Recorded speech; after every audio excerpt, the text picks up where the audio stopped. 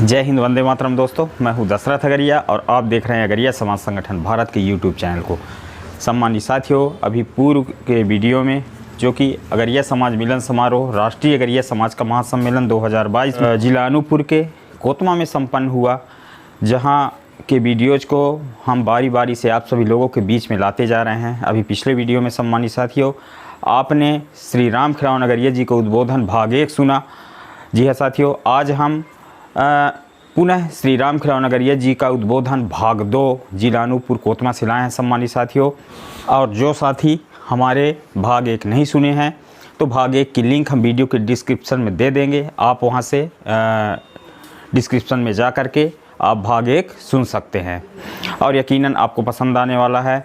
इसलिए साथियों, मैं हर बार की तरह यही कहूँगा कि यदि अभी तक आप इस चैनल को सब्सक्राइब नहीं किए हैं तो कृपया सब्सक्राइब कर लें, क्योंकि इस चैनल पर हम अगर ये समाज संगठन भारत की संपूर्ण गतिविधियाँ, अगर ये जनजाति से संबंधित जानकारियाँ एवं अन्य अच्छे सामाजिक मोटिवेशन विचारधाराएँ आप लोग के लिए लाते रहते हैं। सम्मानित साथियों, वीडियो पसंद आती है तो कृपया लाइक करें और सबसे मुख्य बात साथियों, वीडियो को शेयर अवश्य करें, क्योंकि वीडियो को शेयर करने से आप अगर ये समाज संगठन भारत का जो उद्देश्य है एक संगठित समाज का निर्माण, उस संगठित समाज के निर्माण में आप अपनी भूमिका साथियों निभा सकते हैं वीडियो को शेयर करके, क्योंकि शेयर करने से विचारधाराएं संगठन की लोगों तक पहुंच बनाती है और लोग संगठन से अवगत होते हैं, उद्देश्यों से अवगत होते हैं और संगठन से लोग जुड़ते हैं। और अगर ये समाज संगठन भारत का उद्देश्य है जन जन तक इस संगठन को पहुंचाना और सामाजिक उत्थान एवं विकास की धारा में लोगों की जो भूमिकाएं हैं उसको निभाना, तो साथियों चलिए हम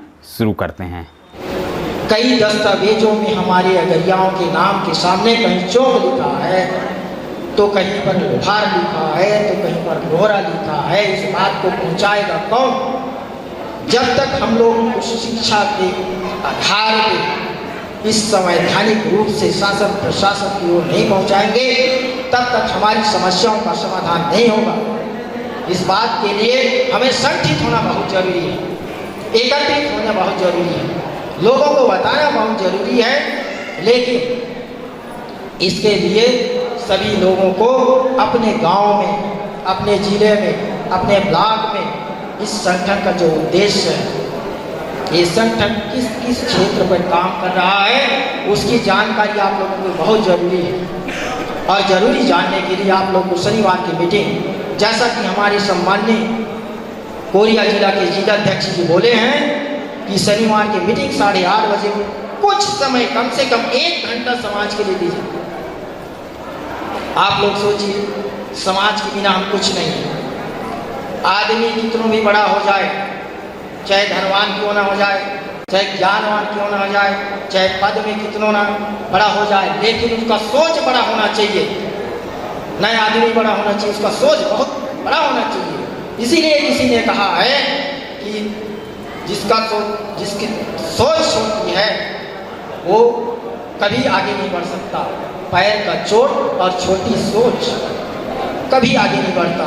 ठीक उसी प्रकार अपना सोच बहुत बढ़ाना चाहिए, लंबी सोच रहना चाहिए। उस सोच के साथ साथ अपने को कार्य करना चाहिए। कई लोग कहते हैं मेरे से नहीं हो पाएगा। इस दुनिया में ऐसा कौन सा काम है कि आदमी ने किया है? कंप्यूटर जैसे चीज को आदमी ने तैयार किया है, तो क्या हमसे नहीं हो सकता? सारा चीज का लोड हम गरीब आदमी करते हैं, हम कॉमन आदमी हैं। बात को आप लोग सोचिए। यदि हम ही लोग देखें, मिट्टी के तेल के लाइन करते हैं, सवेरे होता है, मेहनत करने जाते हैं, बड़े बड़े बिल्डिंग बनाते हैं, कौन करता है? हम ही लोग। दुनिया का विकास हम लोग करते हैं, लेकिन हमारा विकास नहीं होता। हमारा विकास नहीं होता। बड़े बड़े दंगा फसाद होते हैं तो हमारे छोटे लोग मारे जाते हैं, बड़े लोगों को कुछ नहीं होता। इस बात को आप लोग सोचिए, क्योंकि संगठन में बल है। यदि संगठित रहेंगे तो एक किसी के ऊपर आंच नहीं आएगा और ये सारी समस्याओं का निदान हो सकता है।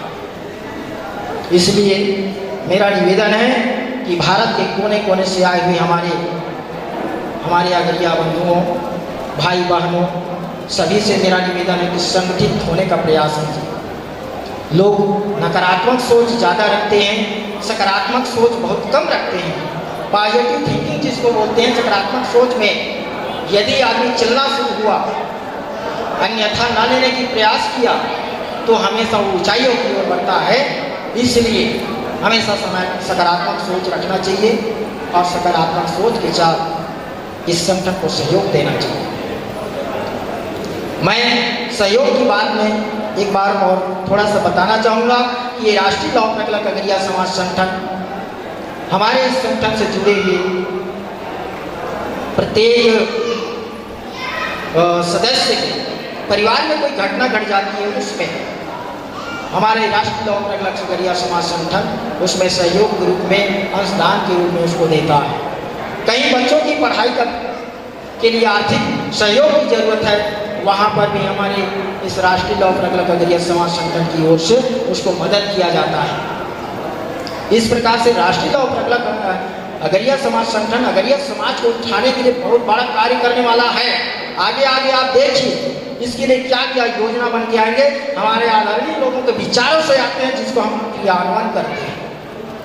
हम कुछ नहीं जानते, लेकिन हमारे नोडल अधिकारी हैं, हमारे जिलाध्यक्ष हैं, ये सभी लोगों का विचार जो मिलता है उसका निचोड़ निकाल करके हम योजना बनाते हैं और इस समस्या हमारे अगरिया समाज के विकास और उत्थान के लिए कार्य करने का एक योजना बनाते हैं। आप लोग देखे हैं, आज तक हम ऐसा किसी प्रकार से बृहद रूप से सम्मेलन नहीं रखा, और ये सम्मेलन नहीं रखा उस चीज़ को देख रहे, आप ही देख रहे हैं। कहीं जिला स्तर तक ही सीमित रहा, संभाग स्तर तक ही सीमित रहा, लेकिन आज राज्य लेवल से राष्ट्रीय स्तर तक चला गया। और राष्ट्रीय लेवल तक चलने के लिए कितना कार्य करना पड़ता है, लोग कहने से नहीं बनता। लोग तो सलाह देते जरूर हैं, लेकिन उस सलाह देने से काम नहीं होता, उसको मदद करने से होता है। और इस बात में करने से होता है, इस बात को आप भली भांति जान लीजिए।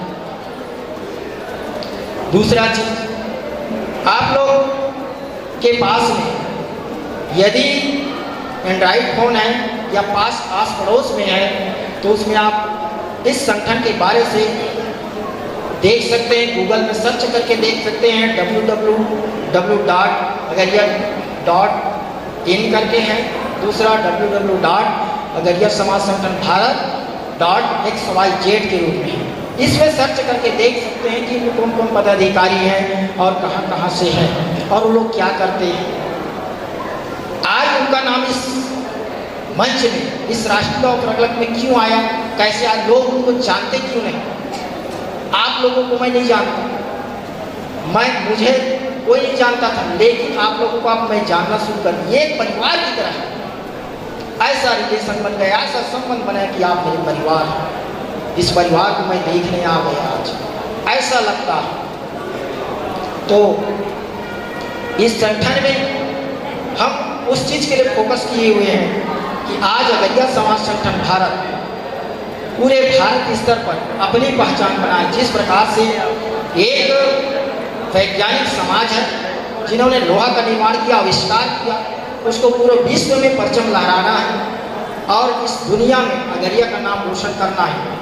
अपने को फोकस ये करना है कि पूरे अगरिया समाज को लेकर के ये पूरे भारत को क्या पूरे विदेश में भी अगरिया समाज का नाम रोशन करना है, अपने अस्तित्व को जगाना और दिखाना है। तो उसके लिए काम करना है। अब मैं अपने वाणी पे विराम देते हुए यहीं पर अपना आप लोगों की गरिमा में उपस्थिति के सामने अपना वाणी विराम करता हूँ। जय हिंद, जय भारत।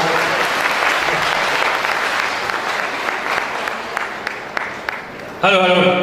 गूंज उठेगा ये भारत सारा, गूंज उठेगा ये भारत सारा, जब आप सब मिलकर बोलेंगे अगरिया समाज का नारा। बोलिए जय अगरिया, जय अगरिया, जय अगरिया। बहुत बहुत धन्यवाद sir, thank you so much, बहुत बहुत धन्यवाद।